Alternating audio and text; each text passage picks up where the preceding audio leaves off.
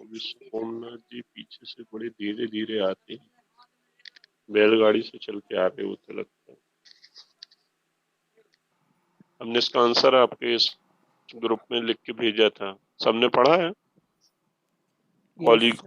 कॉलीडोको duodenal mechanism के बारे में हमने आंसर लिख के दिया था, सबने पढ़ा है कि नहीं पढ़ा?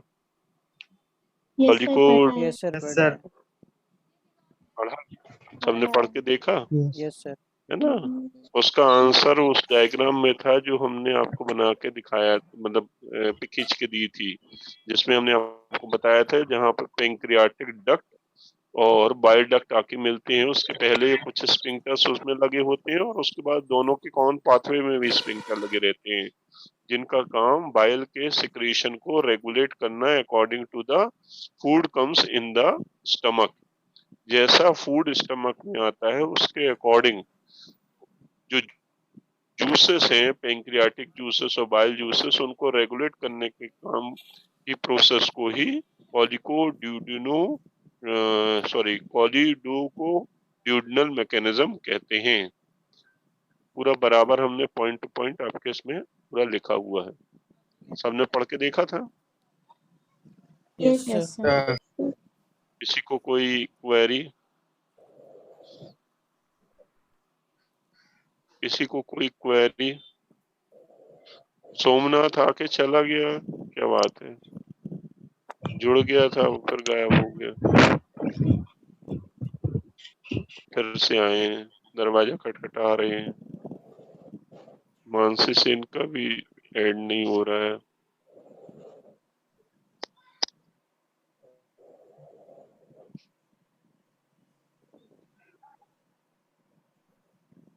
सर जो आपने आंसर किया उसमें प्रेशर ट्रांसड्यूसर क्या होता है? क्या चीज? सर प्रेशर ट्रांसड्यूसर कहाँ पे लिखा है? Sir pressure in gall bladder. जो हमने आंसर लिख के भेजा था उसकी बात कर रहे हो ना? Yes sir. रुको, चलते हैं अपन।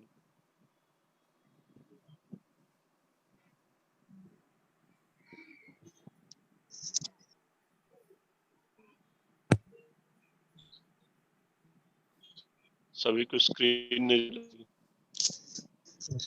यस सर लिखा है यहाँ pressure in gall bladder common bile duct, कहाँ पे? उसी के नीचे से आप मार्कर से लिख के बताइए। 6 line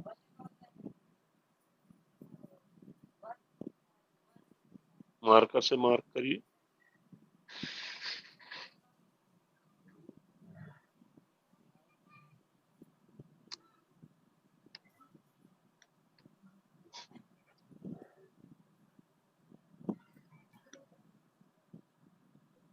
Pressure in the gallbladder, common bile duct and duodenum were recorded with a pressure transducer।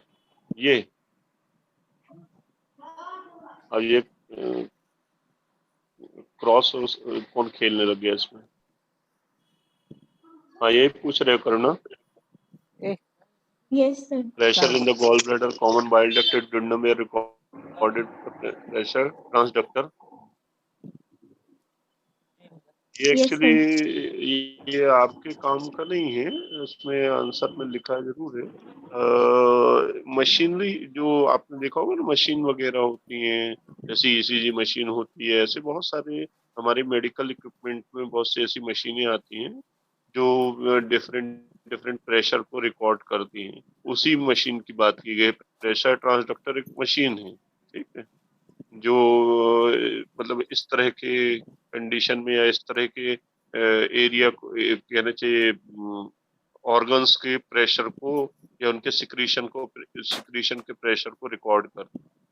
ये मतलब आपको वो मशीन देखने में नहीं मिलेगी जबलपुर में, तो छोड़ो, शायद इंडिया में भी होगी कि नहीं होगी, देखना पड़ेगा। ठीक है, yes sir. Really used machines हैं प्रेशर ट्रांसडक्टर। ये एक्चुअली जो ग्लैंड के सिक्रीशंस होते हैं ना, उनके सिक्रीशंस जो रिलीज होते हैं उसको नापने की मशीन होती है। ठीक है, आगे Yes, सब sir. लिखा भी हुआ, आप पढ़ोगे तो समझ में आ जाएगा। देख, electrical activities were recorded with the bipolar electrode which were implanted in the polycodonal junction। ये सब मशीन के बारे में बात की जा रही है, जो उनको, उनके प्रेशर को, उनके सिक्रीशन को रिकॉर्ड करते हैं, उनकी बात हो रही है। वहां पर उस पर ध्यान नहीं देना है, जो काम की बातें उस पर ध्यान देना है, जैसे पॉइंट्स में जो बातें लिखी हुई हैं। The activity of the duodenal junction appeared to be affected by the change in the duodenal wall muscle tone। इसका क्या मतलब हुआ कि जैसे ही खाना स्टमक में आता है तो ड्यूडेनम की वॉल की जो मस्कुलर टोन होती है, they are going to be change. क्योंकि जैसे ही खाना स्टमक में आएगा, एक न्यूरोमस्कुलर कॉर्डन डेवलप होगा ड्यूडेनम और स्टमक के बीच में, जिसकी वजह से ड्यूडेनम की वॉल की मस्कुलर टोन में डिफरेंस देखने को मिला after the reaching food into the stomach.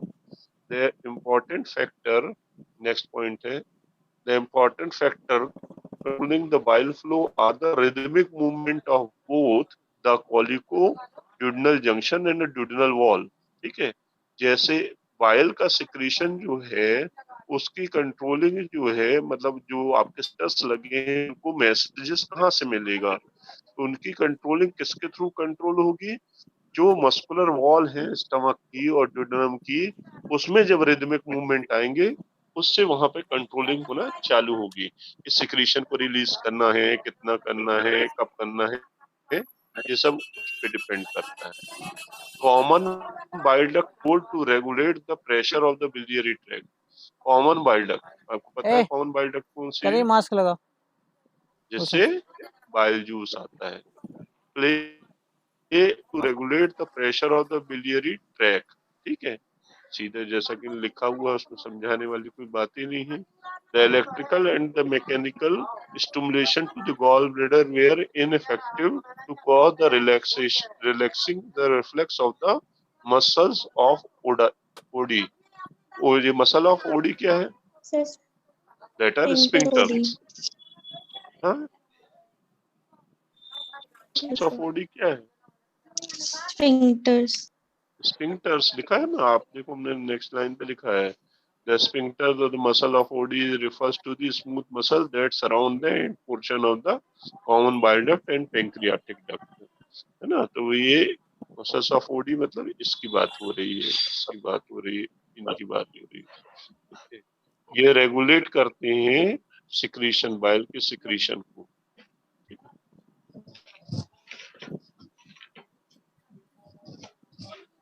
The function of the gallbladder is to accumulate the bile and control the pressure of the common bile duct।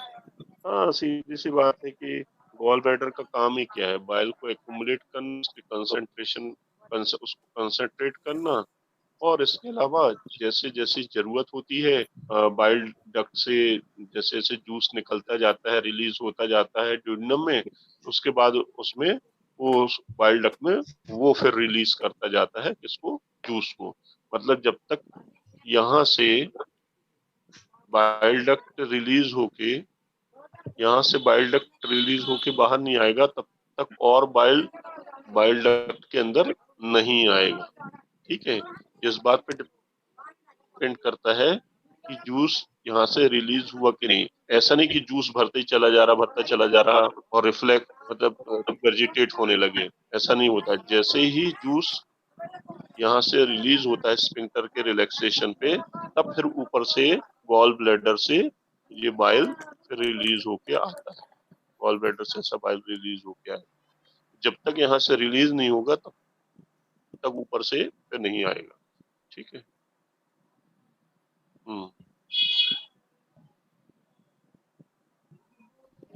कौन admit नहीं हुआ अभी तक?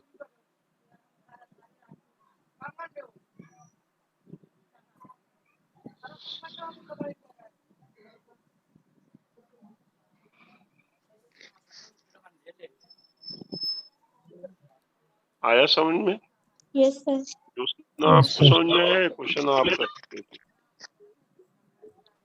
Yes sir. जो भी चीजें उसमें लिखी वो कल हम आपको बताते थे, वही चीजें यहाँ थोड़ा सा और डिटेल में समझाया गया है उसको।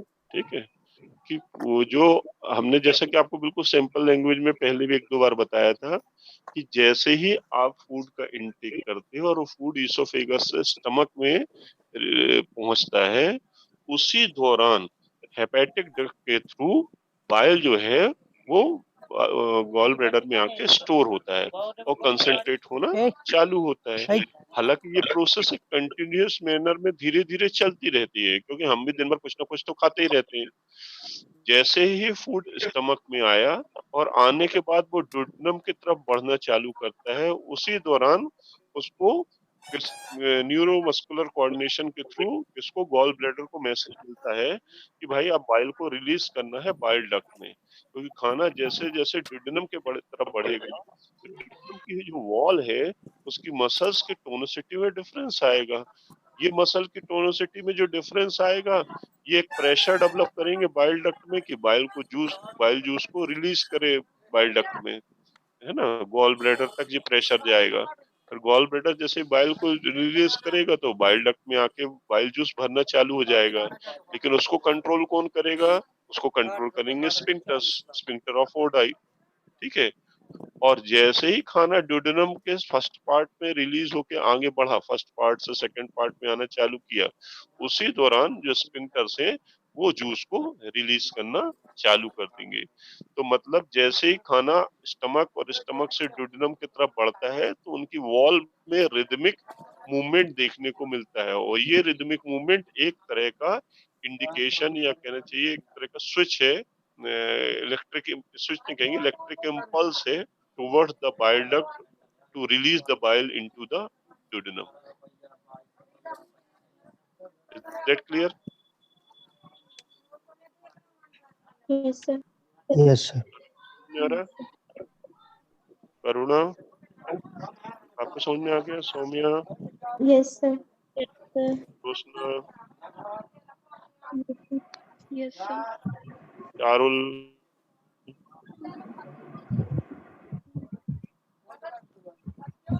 सभी को समझ में आ रहा है? Yes, Yes, sir. sir. Yes, sir.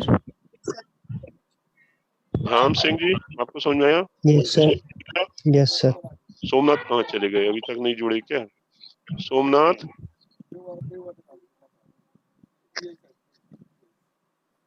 Somnath झारिया,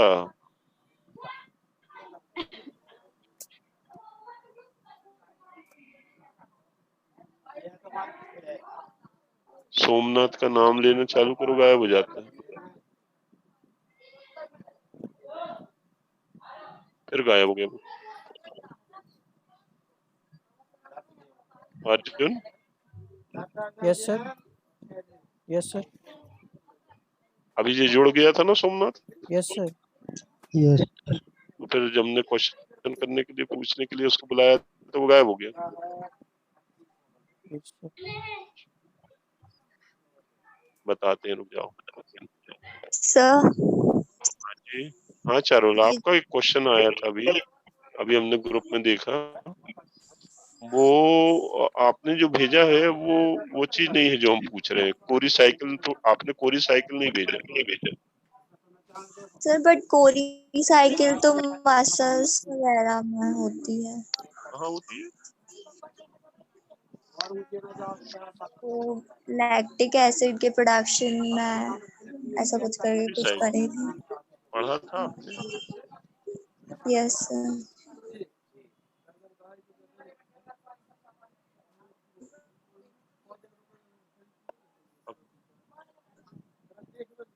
हाँ चलो हम हाँ सर, एसिड को बताएंगे, ठीक है, कल हम समझाएंगे। और कोई क्वेश्चन? सर और जो ये जो लेगामेंट्स है उनमें एक चीज लिखी है रेमनेंट्स ऑफ द, जैसे कि लेगामेंट वेनोसम में है remnant of the ductus venosus of fetal life, इसका कहाँ क्या मतलब है? पे लिखा है? सर लिगामेंट वेनोसम में। लिगामेंट वेनोसम, ये आप यस कहाँ का सर। पूछ रहे हैं? Ligamentum venosum, yes sir. Liver पे पूछ रहे हैं ना? Yes sir. लिगामेंटम वेनोसम,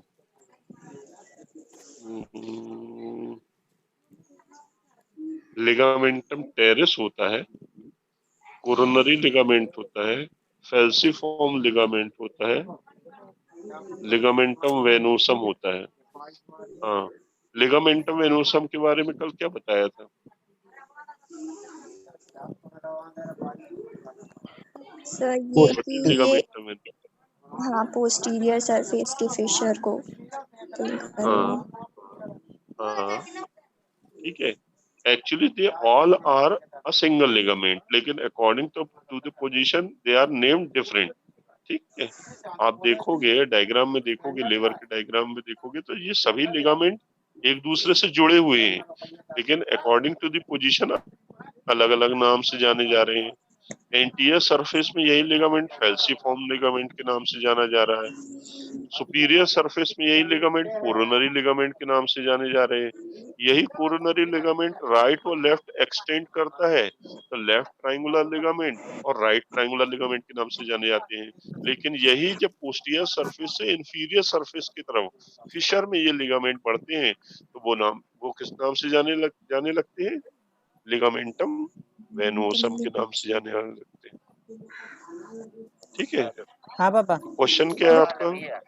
इस पे एक लाइन लिखी है, रेमनेंट्स कछुआ नहीं है पापा। Of the ductus venosus of हाँ, कुछ फीटल नहीं। लाइफ। जीरो तो आप नहीं है, हमको हम उसकी हम लेक्चर चल रहा हूँ, बाद में बात कर रहे हैं। खींच के यस भेजिए। सर। कहाँ अप्लाइड में लिखा है? कहाँ लिखा है? नो सर, अप्लाइड में लिखा है? विसरल रिलेशन में पोस्टीरियर सरफेस पे लिखा है, विसरल जहाँ पे रिलेशन तो है नहीं अभी। नहीं मतलब वहीं पे कोडेड लोब और ये सब के बारे में भी दिया है। चलो अभी देख के बताते हैं, क्योंकि आप शायद फीटल से रिलेटेड कुछ पूछ रहे हो। सर व्हाट्सएप पे भेज रही। चलो आपने भेज दिया, हम देख के बताएंगे। और कुछ, और किसी तरह की कोई क्वेरी, और किसी तरह की कोई क्वेरी? सर नहीं ऐसा सर। भी कुछ होता है, हाँ, लिगामेंट भी फॉल्स और ट्रू पे डिवाइड होते हैं, मतलब फॉल्स ये होंगे और ट्रू ये, ऐसा करके भी कुछ होता है। कौन से? ये आपके जो लिवर के ऊपर लिगामेंट्स है? Yes sir. नहीं, फॉल्स और ट्रू लिगामेंट, यहाँ फॉल्स ट्रू लिगामेंट के नाम से मतलब ये सभी जो लिगामेंट हैं ये एक तरह के क्या हैं? ट्रू लिगामेंट है, ये फॉल्स लिगामेंट? फॉल्स लिगामेंट है ये बट इसके लिवर के ऊपर। हाँ, कोरोनरी लिगामेंट्स वगैरह। कोरोनरी लिगामेंट में फॉल्स ही लिगामेंट कहलाएगा ना। ट्रू लिगामेंट क्या होते हैं? जो जॉइंट्स में होते हैं, जो जॉइंट्स में दो बोनों को जोड़ के रखने का काम करते हैं, these are what? True ligament.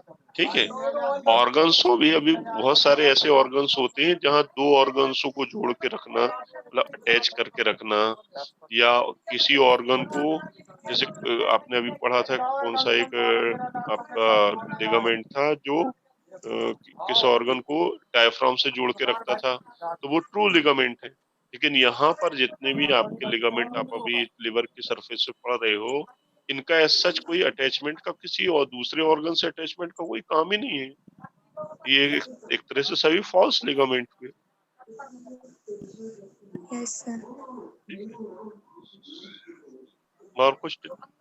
एक कोई और पूछ रहा था कोई क्वेश्चन?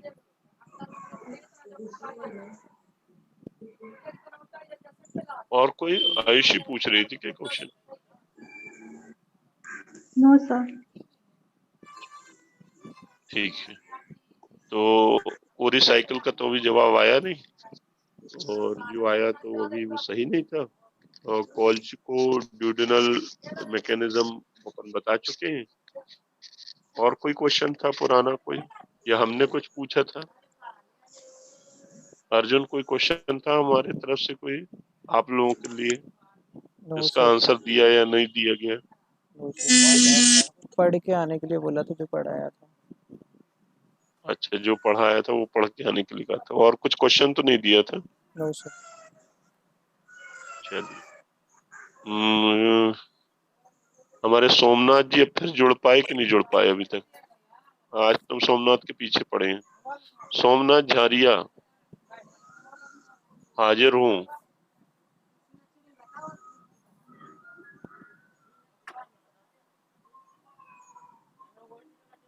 सोमनाथ,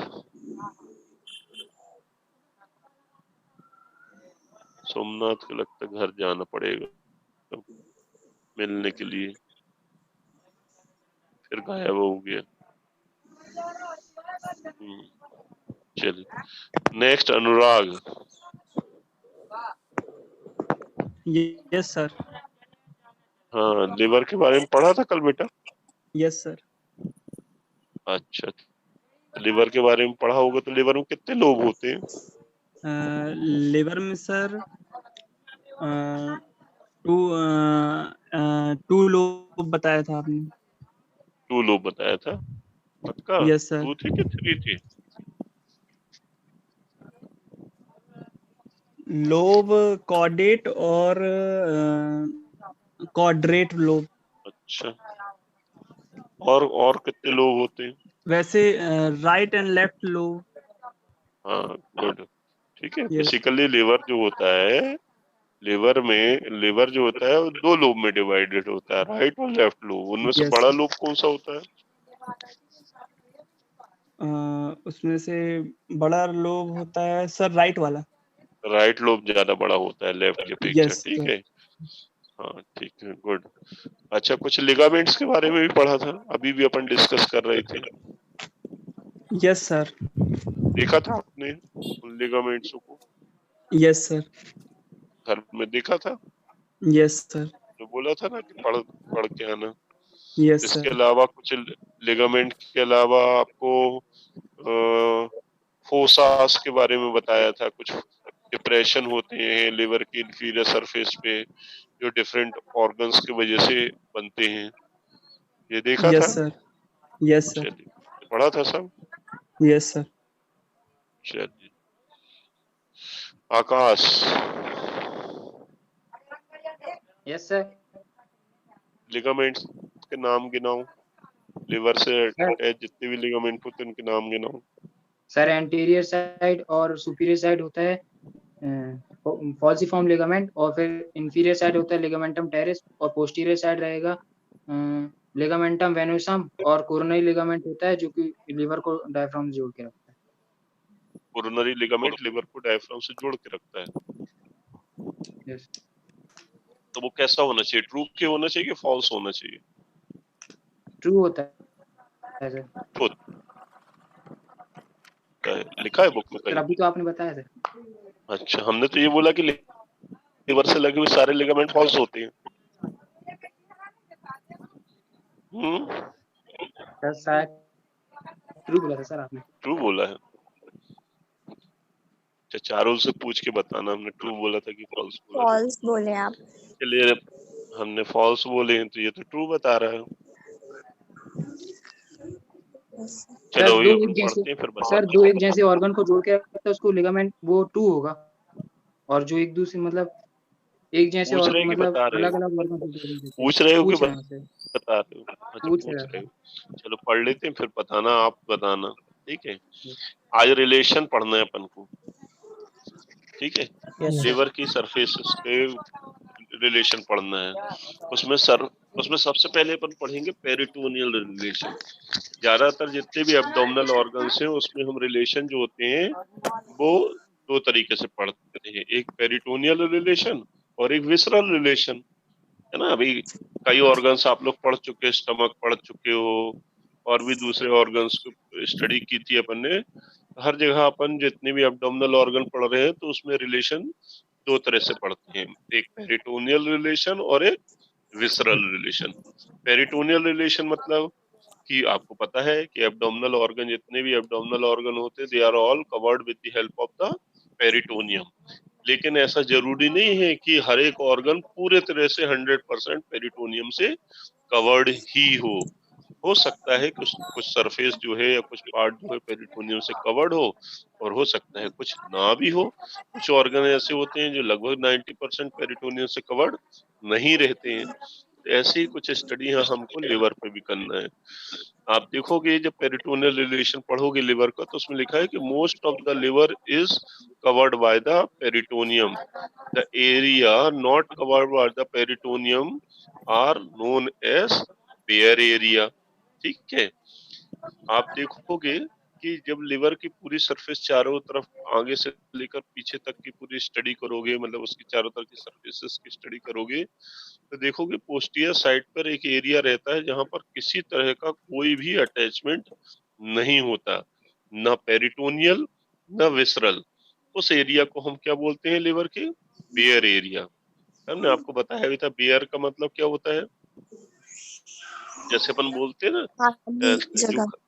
हाँ, खाली जगह मतलब ऐसी जगह जहाँ ना कोई पेड़ पौधे हो ना कोई रहता हो, है ना। उसके लिए एक वर्ड यूज किया जाता है, अपने यहाँ देसी वर्ड यूज करते हैं, क्या बोलते हैं उसको?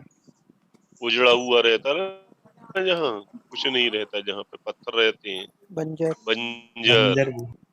बेयर यानी होता है बंजर। ठीक है, अब बन जाता है ना, जानवर रहते हैं, ऐसे एरिया को क्या बोलते हैं? बंजर बोलते हैं। यहाँ पे एनाटॉमी में बेयर और बंजर से क्या मतलब? इसका ये मतलब होता है कि वहाँ किसी भी तरह का कोई अटैचमेंट या उस एरिया पे किसी भी तरह का कुछ खास फीचर कुछ भी देखने को नहीं मिलता, तो ऐसे एरिया को हम क्या बोलते हैं? बेयर एरिया बोलते हैं।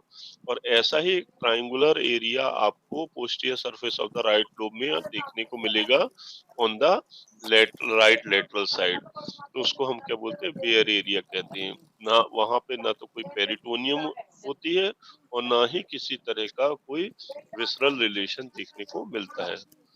और भी ऐसी जगहें हैं लिवर के चारों ओर जो एक तरह से कह सकते हैं वहां पेरिटोनियल रिलेशन देखने को नहीं मिलता। एक तो बेयर एरिया है, बेयर एरिया में तो ना तो विसरल है ना पेरिटोनियम है।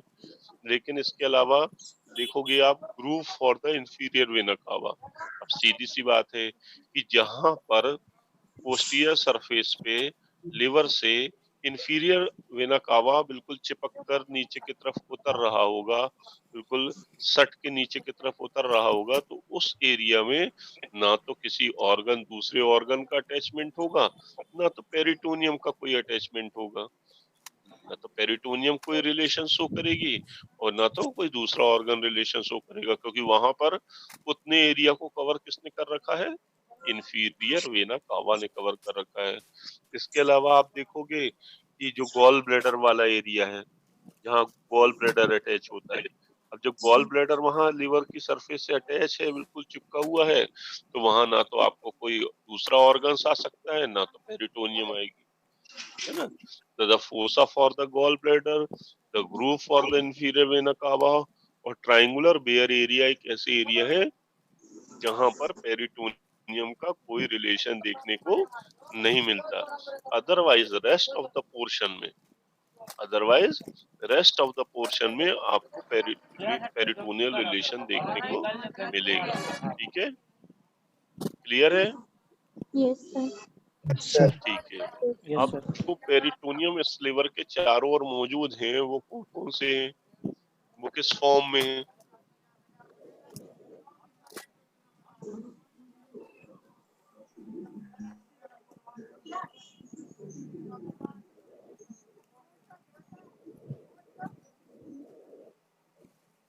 They are in the form of ligament। Peritoneal आप बुक में folds। देखोगे लिखा हुआ है a number of the peritoneal folds are attached to the liver, although these folds are called ligaments.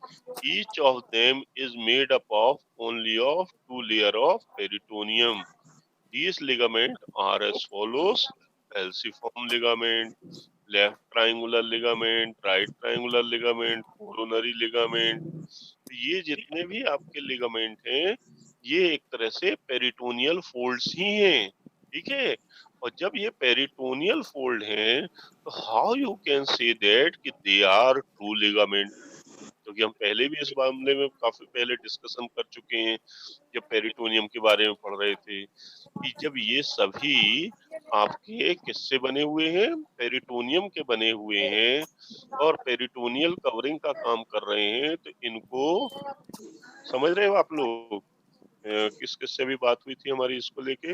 Arjun से बात हुई थी और किससे, आकाश से बात हुई थी और चारुल से बात हुई थी। सुन रहे हो Charul? Yes sir. Yes sir. आपकी बुक में, इसीलिए आप लोग बुक अच्छे से पढ़ा करो, उसमें बहुत अच्छा लिखा हुआ है कि number of the peritoneal folds are attached to the liver and these folds are called ligaments and each of them is made up of 2 layer of the peritoneum. These ligaments are falciform ligament, left triangular ligament, right triangular ligament। अब ये left और right triangular ligament कौन से ligament है? That is the falciform ligament। ठीक है, falciform ligament के दो कॉर्नर है ना, राइट ट्रायंगुलर लिगामेंट और left triangular ligament, coronary ligament. ठीक है, ये सभी आपके जो हैं ये लिगामेंट क्या है? These are peritoneal folds which covers the liver all around except in some areas where these areas are, that are the bare area, fossa for the gallbladder, IBC is for the inferior vena cava। ये एक ऐसी जगह है जहां पर इनका किसी भी तरह का अटैचमेंट या कवरिंग देखने को नहीं मिलेगा। इसके अलावा मैक्सिमम एरिया में ये लिगामेंट, ऐसा कह सकते हैं, पेरिटोनियम लिवर के साथ रिलेशन शो करते हैं। अब क्लियर हो क्या? सर हाँ चारुल। फॉल्स लिगामेंट्स जो होते हैं वो पेरिटोनियल फोल्ड से मिलके बनते हैं, तो ट्रू किन से मिलके बनते हैं फिर? आप बताओ, हम तो पढ़ा चुके हैं।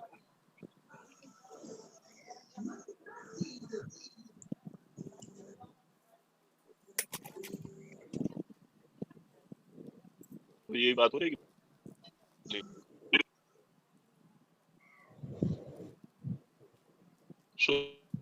हो गए क्या चारुल? सर आवाज नहीं आ रही आपकी। अरे मैं ये कह रहा था कि आप बताओगे ना कि ट्रू लिगामेंट किसके बनेंगे। हम तो कई बार बता चुके हैं आपको, आप लोग भूल जाते हो बार बार। ट्रू लिगामेंट किसके बनेंगे? बोन्स के। बोन टू बोन की, बोन से बनेंगे ट्रू लिगामेंट। सर बोन्स को जो कनेक्ट करेगा उसको जोड़ेंगे वो। यस हाँ पांडे जी, जो बोन से बोन को जोड़ेंगे वो ट्रू लिगामेंट होंगे। लेकिन यहाँ बात वो किससे किसको जोड़ रहे हैं उसकी नहीं कर रही है चारुल। यहाँ वो ये पूछ रही है कि वो किसके बनेंगे, तो वो कनेक्टिव टिश्यू के बनेंगे। कौन से टिश्यू के बनेंगे? Connective tissue. और सर वो अब आप कनेक्ट, एक लाइन और थी वही रेमिनेंट ऑफ फीटस लाइफ करके, उस पे कहाँ पे? बुक पे वही अभी साइन किया है। अच्छा अभी तो तुम्हारी पेट हुई है, तो ऐसा कुछ है कि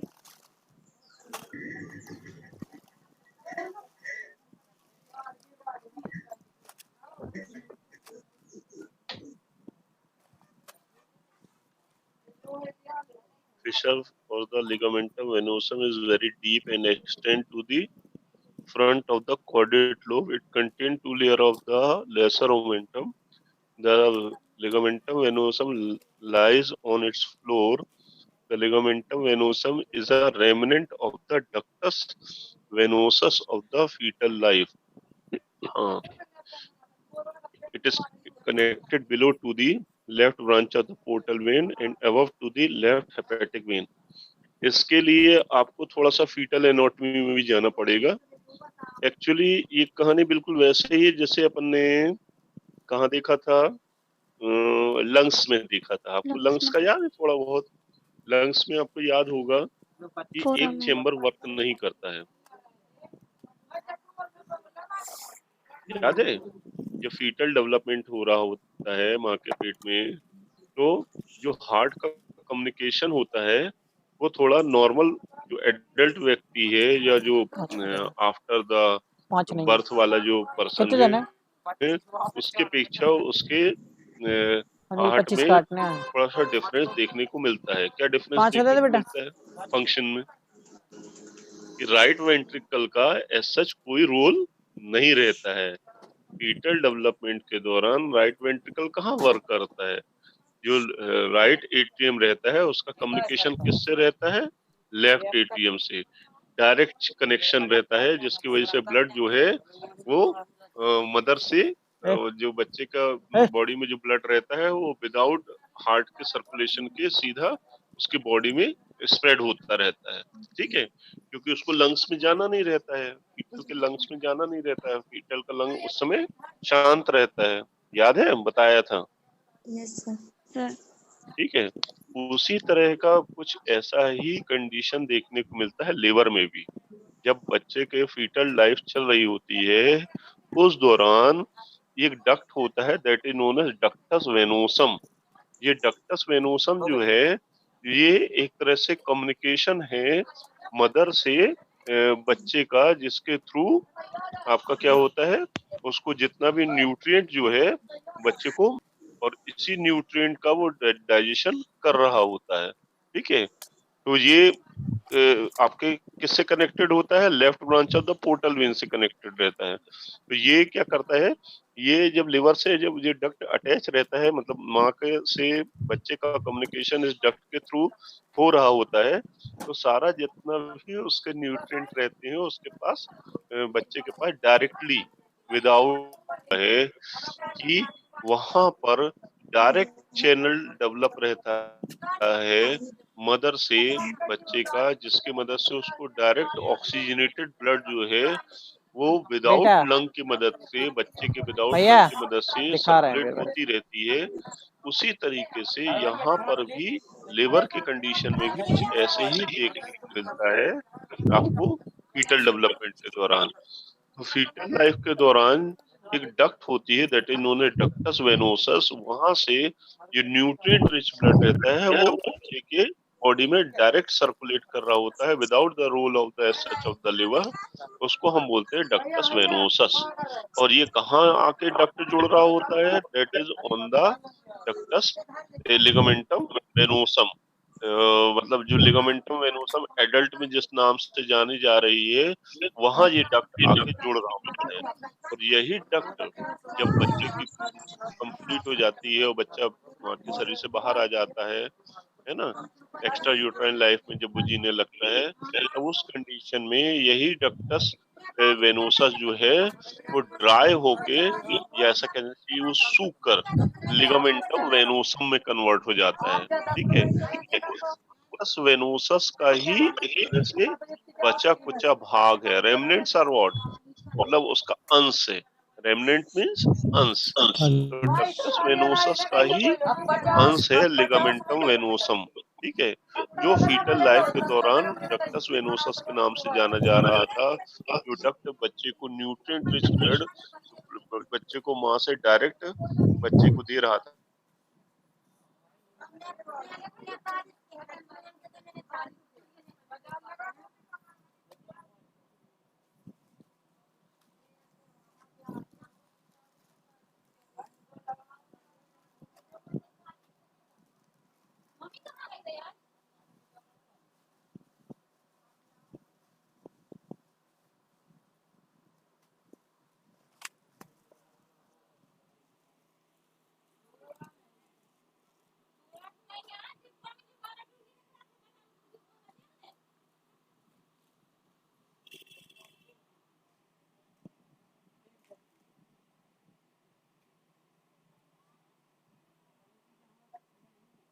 तो ये जो आपका लिगामेंटम वेनोसम है ये डक्टस वेनोसस का ही अंश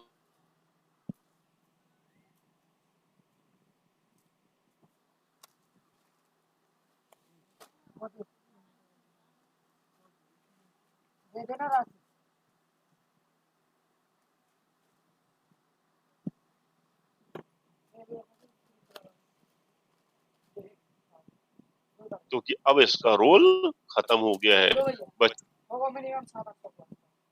बच्चा अब एक इंडिपेंडेंट लाइफ जी रहा है, अब उसको इस ड्रग की कोई जरूरत नहीं है। अब उसके बॉडी में जो उसके लिवर है, अब वो डोमिनेंट कंडीशन में आ गया है, अब वो वर्क करने लगा है। इसी वजह से डक्टस वेनोसस जो है वो किस में कन्वर्ट हो जाएगा, लिगामेंटम वेनोसम में कन्वर्ट हो जाएगा, और वो वहां पर अब फिशर को भरने का काम करेगा। Is that clear? Yes sir. Yes sir. और कुछ चारों और कुछ हो गया सर। हो गया? चलिए, तो पेरिटोनियल रिलेशन क्लियर है? Yes sir. तो पेरिटोनियल रिलेशन में आपने क्या देखा कि लिवर जो है वो चारों तरफ से पेरिटोनियम से कवर्ड रहता है, except in some Some areas. Particular areas. In some particular areas, in which areas it is not covered by the peritoneum? It is not covered by the peritoneum in the wear area, in the groove for the inferior vena cava, in the fossa for the gallbladder. Diagram अगर हम देखें, कल हमने आपको ये खींच के भेजे भी थे, ठीक है।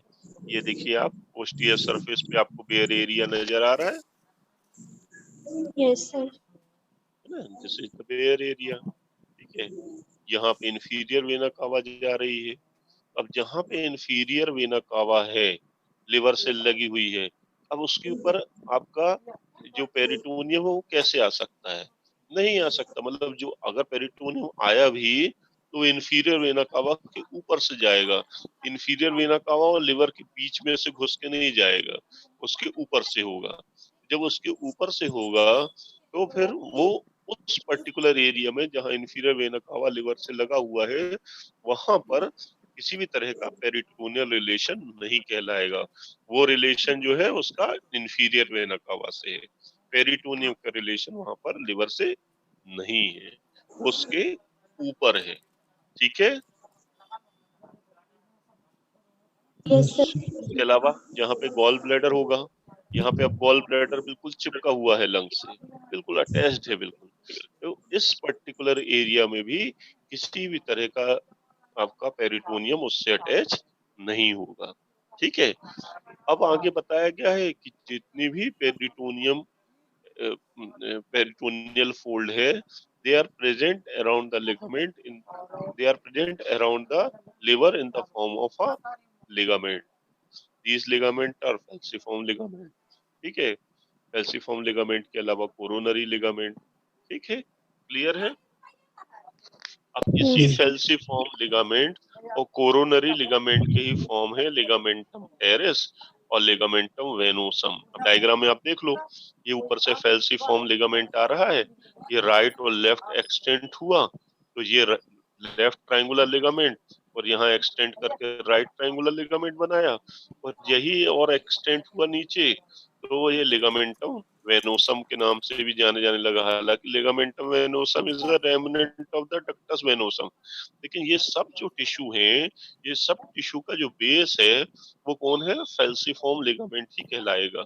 यहाँ तो बात हो गई कि जो पोस्टीरियर सरफेस सुपीरियर सरफेस है वहां पर फेल्सिफॉर्म लिगामेंट है, फेल्सिफॉर्म लिगामेंट है, और जो इंफीरियर सरफेस पे लिगामेंट है, ये पूरी आपकी इंफीरियर सरफेस यहाँ से इस तरह से आपको कल भी बताया था, इसके नीचे इंफीरियर सरफेस है, तो इंफीरियर सरफेस में लिगामेंटम टेरेस, ये लिगामेंटम टेरेस जो सामने से भी नजर आती है, आप देख सकते हो।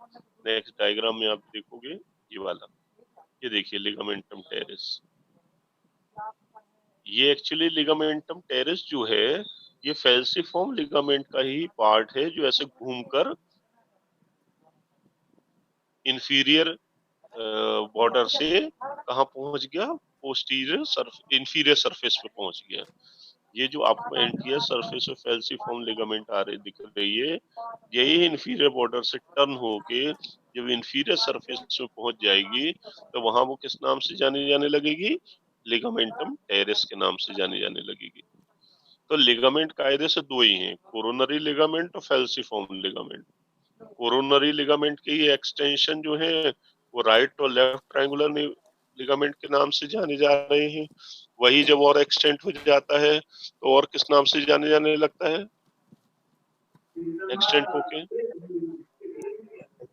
लिगामेंटम वेनोसम, ठीक है। और ये, और फिर अगर हम बात करें फैल्सिफॉर्म कोरोनरी लिगामेंट की,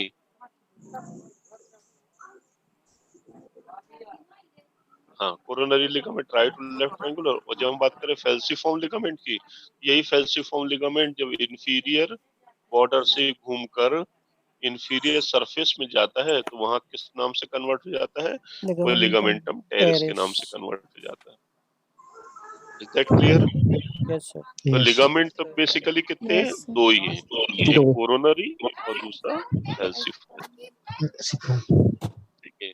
और इन सब के टिश्यू जो हैं, these are what? These are peritoneum. ये सब क्या है? पेरिटोनियम है। यहाँ लिगामेंट के नाम से जरूर हैं, but these all are peritoneal fold. Yes sir. Is that clear? Yes, sir. Sir. Question? Visceral relation. अब विसरल रिलेशन जो हमको देखने को मिलेगा लिवर में, वो बेसिकली कौन सी सरफेस पे मेन देखने को मिलेगा? वो मेन जो आपको रिलेशन देखने को मिलता है विसरल रिलेशन लिवर में, वो उसके इंफीरियर सरफेस पे ही ज्यादातर देखने को मिलता है। बाकी सरफेस पे ऐसा सच कुछ खास विसरल रिलेशन देखने को नहीं मिलेगा। हम लोग एक एक करके सारी सरफेस पे भी डिस्कशन कर लेते हैं विसरल रिलेशन में। अगर हम बात करें एंटीरियर सरफेस की, जो आपके सामने दिख रही है, ठीक है, this is the anterior surface of the, ये आपको जो पूरी दिख रही है, this is the anterior surface of the liver. ये कैसी दिख रही है? It is triangular in shape. कैसी है? कॉन्वेक्स है, ठीक है। आपके किसके नीचे मौजूद है? ये जो जितनी भी आपकी ये सामने की सरफेस नजर आ रही है, ये सब आपके किसके नीचे मौजूद है? ये डायफ्राम के नीचे मौजूद है। It is covered by the costal cartilage, ribs और इंटरकोस्टल मसल। सामने से सब ने उसको ढक रखा है।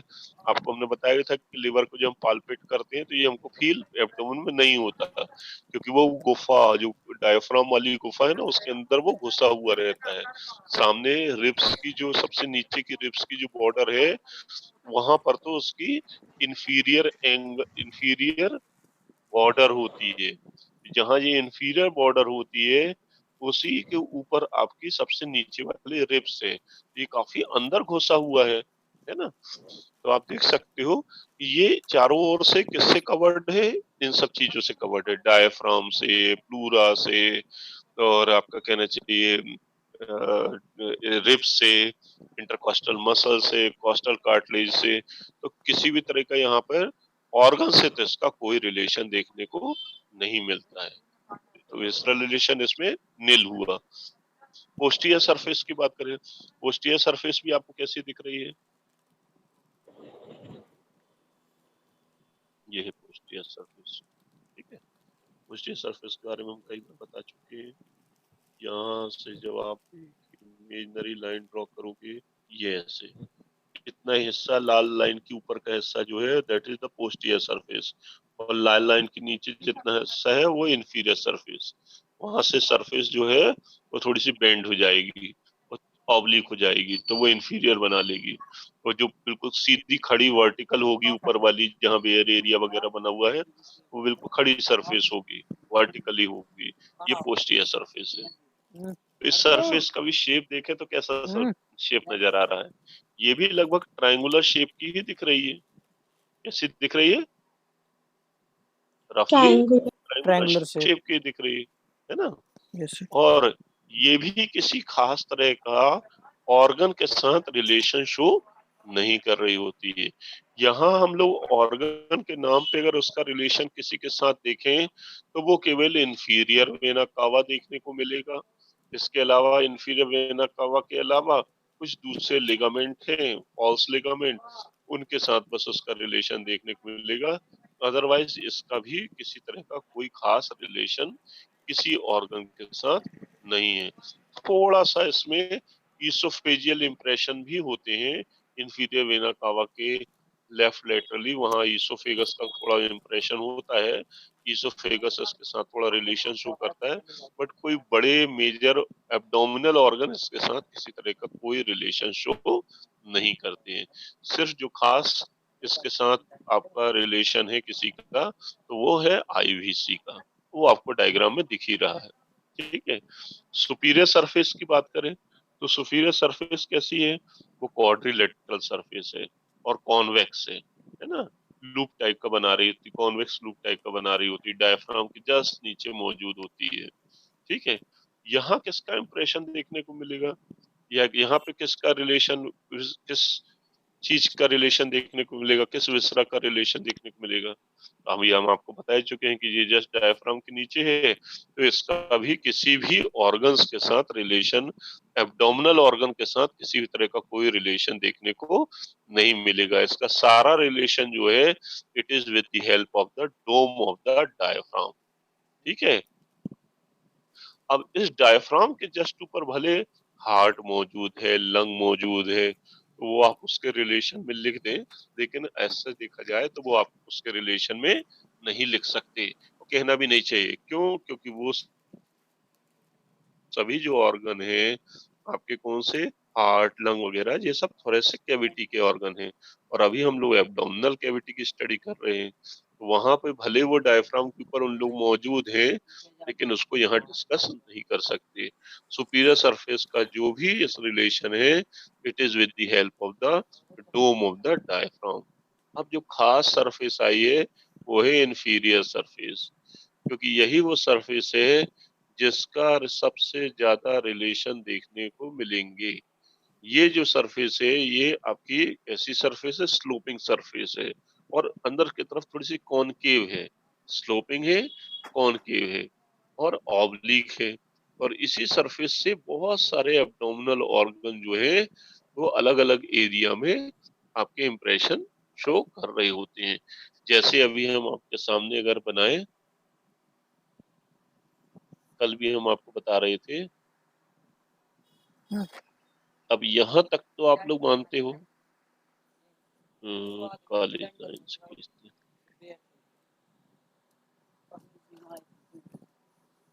ये ठीक है, ये जो हमने ब्लैक कलर की लाइन खींची ये क्या डिफरेंशिएट कर रही है, right and right and left lobe. ये लाइन जो है राइट और लेफ्ट लोब में लिवर को डिवाइड कर रही है। अब ये जो लेफ्ट लोब का ये जो एरिया है it is the area for the gastric impression, is the area for what, gastric impression. Gastric impression. ठीक है, इस पूरे यहाँ होता है एक कहना चाहिए थोड़ा सा उठा हुआ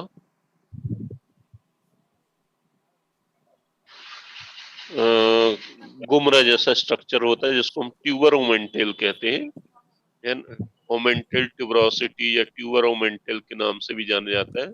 और उसके बाद का जितना एरिया है ये इतना पूरा, it is known as the gastric impression, area for the gastric impression.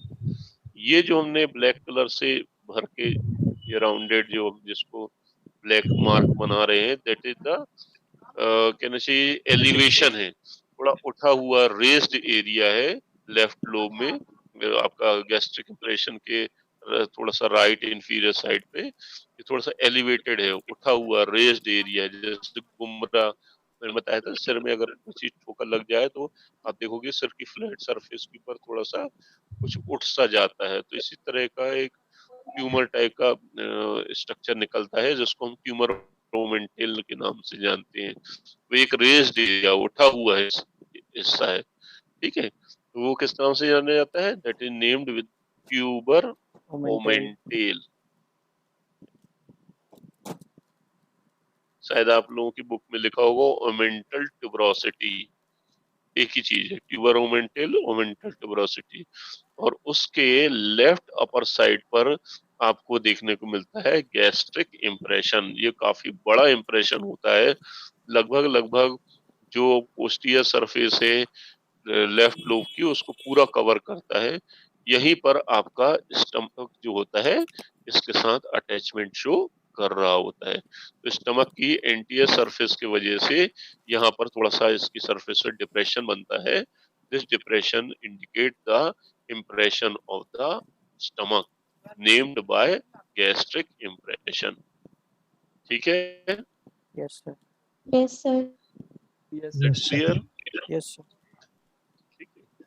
और कौन कौन से इम्प्रेशन होते हैं इसमें लिवर में? इसके अलावा लिवर में आपको देखने को मिलेगा, इंफीरियर सरफेस में देखने को मिलेगा ड्यूडेनल इम्प्रेशन। ड्यूडेनल इम्प्रेशन कहाँ देखने को मिलेगा? ड्यूडेनल इम्प्रेशन यहाँ देखने को मिलेगा। डिलीट कर दें, यहाँ पे मौजूद है ड्यूडेनल इम्प्रेशन। ड्यूडेनल इम्प्रेशन के अपर साइड पे, राइट अपर साइड पर, यहाँ पे इस पूरे पर्टिकुलर एरिया में आपको देखने को मिलेगा रीनल इम्प्रेशन। और रीनल इम्प्रेशन के नीचे साइड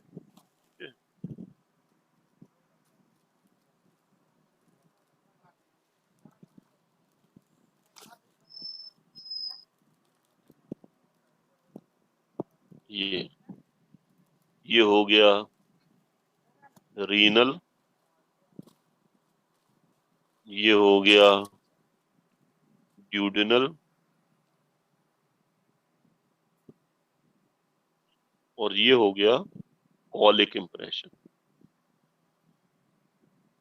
मतलब जो ट्रांसवर्स कोलन है, और खासतौर से ट्रांसवर्स कोलन का जो राइट कॉलिक फ्लक्चर है, वो वाला एरिया यहाँ पर अटैचमेंट शो करेगा, रिलेशन शो करेगा इंफीरियर सरफेस के साथ। इसी वजह से ये कॉलिक इम्प्रेशन के नाम से जाना जाएगा। कॉलिक इम्प्रेशन के ऊपर रीनल इम्प्रेशन देखने को मिलेगा। कॉलिक और रीनल इम्प्रेशन के लेफ्ट साइड में और गॉल ब्लैडर के राइट साइड पे, मतलब गॉल ब्लैडर के फोसा और रीनल और कॉलिक इम्प्रेशन के बीच में पेयर एरिया के नीचे जो इम्प्रेशन होगा, that is the impression for the duodenum. That clear? Yes, sir. ठीक है। अब जो क्वाड्रेट लोब है, क्वाड्रेट लोब कहाँ है? ये क्वाड्रेट लोब है। ठीक है, इस क्वाड्रेट लोब में भी एक छोटा सा इंप्रेशन देखने को मिलेगा, that is the impression for the pyloric. क्या देखने को मिलेगा? Impression for the pyloric. क्या देखने को मिलेगा? Impression for the pyloric. अब अगर हम स्टमक को उल्टा बनाएं, जनरली स्टमक कैसा ऐसा रहता है ना, अब हम स्टमक को उल्टा बनाना पड़ेगा। स्टमक उल्टा कैसा बनेगा?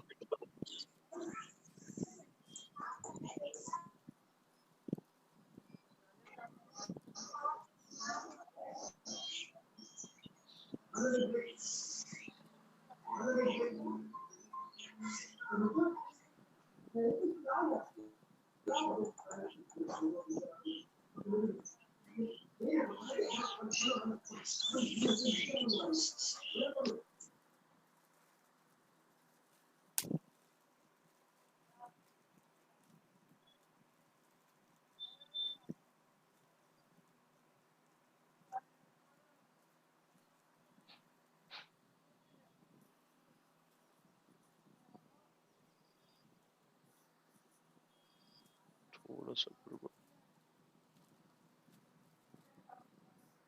ज्यादा दूर नहीं जाइए, पापा से बात कर लेते हैं। उधर खड़े होकर बात कर।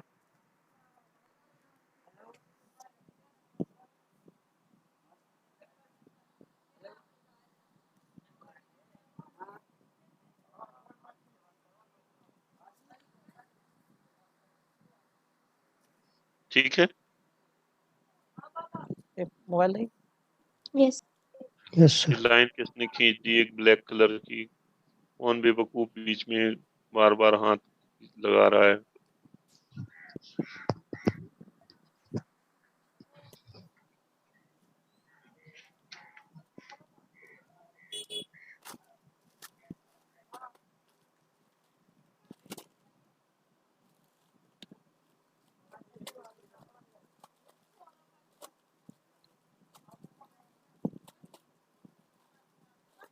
अब और अच्छे से बन गया और ज्यादा अच्छे से दिखने लगा सबको। Yes sir. Yes sir. ठीक है, अब आप देख सकते हो कि जब इस तरह से स्टमक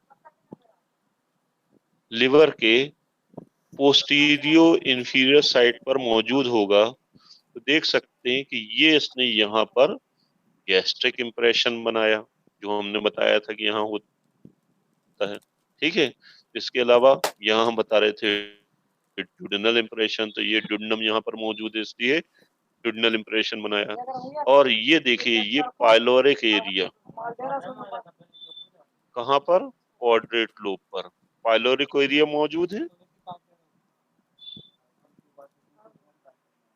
सभी लोग देख रहे हैं? Yes sir. कहाँ है पाइलोरिक एरिया? स्टमक दिख रहा है ना pyloric area, yes sir. Quadrate lobe के ऊपर ही है ना पाइलोरिक एरिया। तो यहाँ पर आपको किसका इंप्रेशन देखने को मिलेगा? Pyloric impression. हाँ, it is the pyloric impression. तो आप देख सकते हो कि क्वाड्रेट लोब पर आपको पाइलोरिक इंप्रेशन देखने को मिल रहा है। ठीक है, तो स्टमक के 3 इंप्रेशन लिवर की इंफीरियर सरफेस पे देखने को मिल रहे हैं। सबसे पहले लेफ्ट लोब में काफी बड़ा इंप्रेशन, 2 इंप्रेशन है, एक इंप्रेशन फॉर द ट्यूमर ओमेल्टेल और दूसरा इंप्रेशन है left large impression for the gastric stomach, that is named as a gastric impression. This is gastric impression. ठीक है, फिर इसके बाद दूसरा बड़ा इंप्रेशन है आपका बेयर एरिया के जस्ट नीचे गॉल ब्लैडर के राइट साइड पे, दैट इज ड्यूडेनल इंप्रेशन। ठीक है, और तीसरा एक छोटा इंप्रेशन है जो क्वाड्रेट लोब में देखने को मिलता है, that is the pyloric impression. ठीक है, इस तरह से ये स्टमक मौजूद होगा। इसी वजह से ये इंप्रेशन, तीनों इंप्रेशन इसके लिवर के इंफीरियर सरफेसेस पे देखने को मिलते हैं। इसके अलावा 2 इंप्रेशन अभी हम आपको और बता चुके हैं।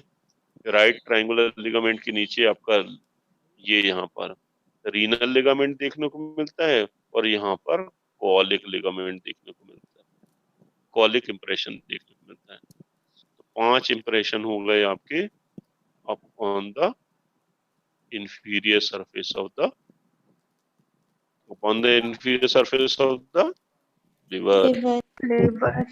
ये डायग्राम आप लोग बना लीजिए। Yes sir. ठीक है, इस डायग्राम को बना लीजिएगा। inferior surface of the liver में ये डायग्राम आपको बनाना पड़ेगा। अगर स्टमक के साथ इस तरह से उल्टा करके स्टमक बना के अगर बनाते हो तो आपको नंबर अच्छे मिलेंगे। Is that clear? Yes sir. Yes sir. ठीक है, अब जो राइट सरफेस है, राइट सरफेस पे क्या इंप्रेशन देखने को मिलेगा? किस चीज के इंप्रेशन देखने को मिलेगा? राइट सरफेस में भी एज सच किसी ऑर्गन का रिलेशन तो देखने को नहीं मिलेगा। ठीक है, किसका रिलेशन देखने को मिलेगा? 7 से लेकर 11th रिब और डायफ्राम। पहले डायफ्राम के बाहर 7 से लेकर 11th rib, mid axillary line पर जो 7 से लेकर 11th रिब होगी वही उसके साथ रिलेशन शो कर रही होगी। राइट लेटरल सरफेस पे भी आप देख सकते हो कि वहां किसी का रिलेशन देखने को, किसी एब्डोमिनल ऑर्गन का रिलेशन देखने को नहीं मिलेगा। वहां पे डायफ्राम और रिब्स ही होंगी बस। It clear? Yes sir. Yes sir. Yes sir.